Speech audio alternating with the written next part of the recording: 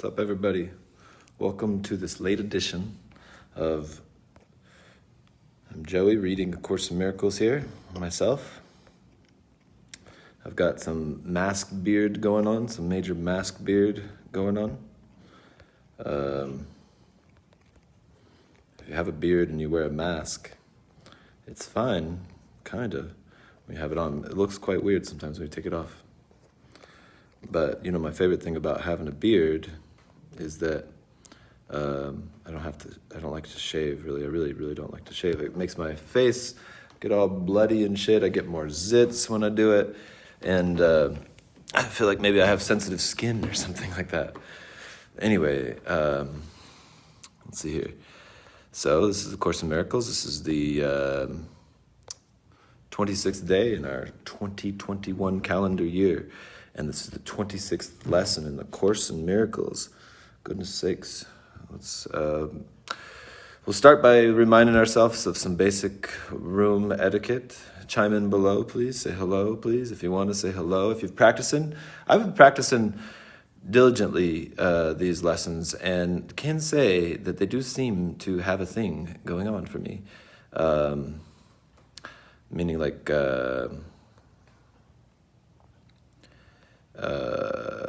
today or yesterday, until now, I've done my 6 things for yesterday. I don't understand what this is for. It's like forgiving the world of the meaning that I've given it. Because if I look at the meaning of the world, it's chaotic. It's really chaotic. So these practices really are they're working. They do work to do them, to try them out. They're weird to try on. They're very weird. I don't quite understand them like logically, but there is a lot of logic behind it too as well. So anyways, let's see here. So to get started, you know, like I'm kind of saying already, hey, who are you, by the way? There's a viewer on here. Chime in below, please. The Course in Miracles tells us we don't need to believe these things. Like, do you believe that your attack thoughts are attacking your invulnerability? Well, it doesn't matter. Just right away you could say, no, I definitely don't. Or you could just be like, let me listen. What's this saying? What's the flow? Where's the flow of this messaging going? So, you know, the Course in Miracles says if you try it on, it'll have its effects. Like I feel like it does as I try it on. Also, this information is kind of like holographic, meaning it can be, if you pick up one part of it wholly and fully, you'll get all of it, one part of it. It's also sequential though. So I haven't read today's lesson yet. Sometimes before I read them to y'all, I do. So let's see what this says. My attack thoughts are attacking my invulnerability. My attack thoughts are attacking my invulnerability. Your attack thoughts are attacking your invulnerability. Hey, Tammy Bailey, we're already getting started here. I had some interesting stuff to say at the beginning about these practices and their effects. You might want to check it out, maybe. Anyways, no pressure. Only do so if you can do so with the love of a child feeding a hungry duck, okay? That's some Marshall Rosenberg how to make requests shit right there. Good shit, Marshall Rosenberg. Thanks for giving that to me, Mr. Rogers Spock man. That's what Mr. Marshall Rosenberg is. He's the grandfather to humanity. He's the mixture of Spock and Mr. Rogers. I wish he were alive today. I wish Spock were alive. Spock were alive today. Just joking. He's a character. They're all characters. But, you know, anyways, I wish Mr. Rogers were alive today and Marshall Rosenberg. I think they could speak some sanity to us. And maybe they do through us. Go check them out if you don't know. But anyway, okay, so, hey, okay, I'm going to go ahead and start this reading. Okay, so my attack thoughts are attacking my invulnerability. Your attack thoughts are attacking your invulnerability. It is surely obvious that if you can be attacked, you are not invulnerable. I guess that makes sense, right? You see attack as a real threat. That is because you believe that you can really attack. And what would have effects through you must also have effects on you. This is a mental universe, y'all. Just try these thoughts on. We'll wipe it clean. Come from a base here. It is this law that will ultimately save you, but you are misusing this law now. You must therefore learn how it can be used for your own best interests rather than against them. The law that is being misused is that you see attack as a real threat because you believe that you can really attack, and that would have effects through you, must also have effects on you. That is the law that will ultimately save you, but you are misusing it now. You're misusing it based on the tiny mad idea to prove to yourself that there could be something that is against the truth. You see your thoughts that are symbols of that through the world around you, on your screen, on the scene, in this, the world appearing in your dreams, or as a story, sort of. Okay, so, hey, other viewer, say hello below. Okay, so paragraph 2. Because your attack thoughts will be projected, you will fear attack. And if you fear attack, you must believe that you are not invulnerable. If you fear attack, you must believe that you are not invulnerable. If you fear attack, it's true. This is very logical. If you fear attack, then it must be combined with the fact that you do. If you fear attack, you also believe that you are not invulnerable. This is an identity, a package. Attack thoughts, therefore, make you vulnerable in your own mind. Attack thoughts, therefore, make you vulnerable in your own mind. Your own mind is the mind. That's all you see by everything you see within you. All lessons are your lessons, or something like this. This is an attempt to try on. Attack thoughts, therefore, make you vulnerable in your own mind, which is where the attack thoughts are. They're not outside there. Somehow, this is the way. You are connected to your source now. You don't need to go outside you to go do something that's impossible to do. That's the feeling of separation. I can't connect with myself. Oh no, I feel so separated. But you can choose to go within. The kingdom of heaven is within.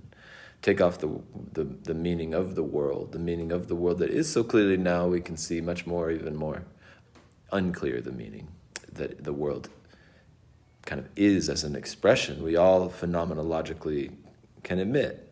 It's pretty much like, man, the world, in some way, like the world, like it's on some emotional level, like it's a really tough school, right? Okay, so the last sentence in paragraph 2. Attack thoughts and invulnerability cannot be accepted together. They contradict each other. Hey, other viewer, say hello below. I want to see who's on here. If you can, I'd like to say hello. Hi. Okay, so paragraph 3. The idea for today introduces... Hey, David Youngs, that's you. The idea for today introduces the thought that you always attack yourself first. If attack thoughts must entail the belief that you are vulnerable, their effect is to weaken you in your own eyes. If attack thoughts must entail the belief that you are vulnerable, their effect is to weaken you in your own eyes. Thus they have attacked your perception of yourself. And because you believe in them, you can no longer believe in yourself. Thus they have attacked your perception of yourself. And because you believe in them, you can no longer believe in yourself. That's a mind dinger. A mind dinger? Can I say that? Just did. All right, moving on. Last sentence here, paragraph 3. A false image of yourself has come to take the place of what you are. A false image of yourself has come to take the place of what you are. Your perception of yourself has been attacked, and because you believe in this perception of yourself, you can no longer believe in yourself. It's interesting. Paragraph number 4. Practice with today's idea will help you to understand that vulnerability or invulnerability is the result of your own thoughts. Nothing except your thoughts can attack you. Nothing except your thoughts can make you think you're vulnerable. And nothing except your thoughts can prove to you this is not so.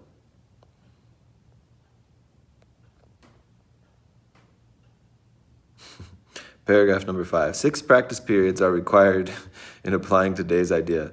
A full 2 minutes should be attempted for each of them. Although the time may be reduced to a minute if the discomfort is too great, do not reduce if further.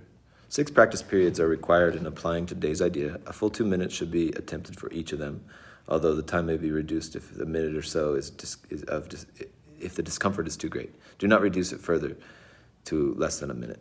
The practice period should begin with repeating the idea for today, which is, my attack thoughts are attacking my invulnerability. Then, closing your eyes and reviewing the unresolved questions whose outcomes are causing you concern. The concern may take the form of depression, worry, anger, a sense of imposition, fear, foreboding, or preoccupation.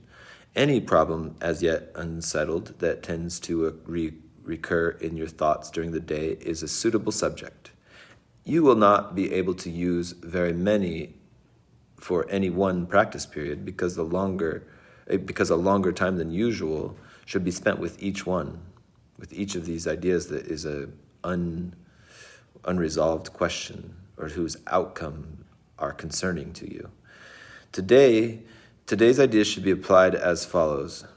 So first you say, my attack thoughts are attacking my invulnerability. My attack thoughts are attacking my invulnerability. Then you close your eyes and you look for an unresolved situation or a situation whose outcome concerns you. And you say to yourself, I am concerned about blank. Whatever the thing, I'm concerned about whatever, like, I guess politics come to mind. I'm concerned about maybe like my beard looking like this because it has this mask beard thing. I'm concerned about the appearance of pain in my foot maybe or something like that. Whatever, anything, whatever comes up. And then go over every possible outcome that has occurred to you in that connection and which has caused you concern, referring to each one quite specifically, saying, I am afraid blank will happen. So I'm concerned about, let's say, the pain in my foot. And then I am afraid blank will happen. I'm afraid I will become handicapped or something like that.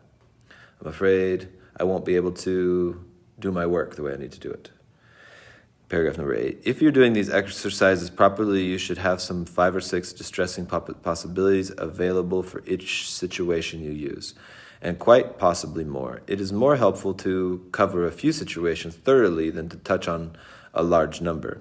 As the list of anticipated outcomes for each situation continues, you will probably find some of them, especially those that occur to you toward the end, less acceptable to you. These situations that afraid blank will happen. As you keep going, you'll probably find that the ones that you find near the end of your practice are going to be less acceptable. Try, however, to treat them all alike to whatever extent you can. After you have named each outcome of which you are afraid, tell yourself that thought is an attack upon myself. Tell yourself, that thought is an attack upon myself. That thought is an attack upon. These are my attack thoughts. These are my grievances.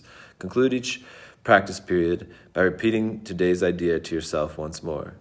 My attack thoughts are attacking my invulnerability. So here we're covering what the Course calls a full, something like attack thought.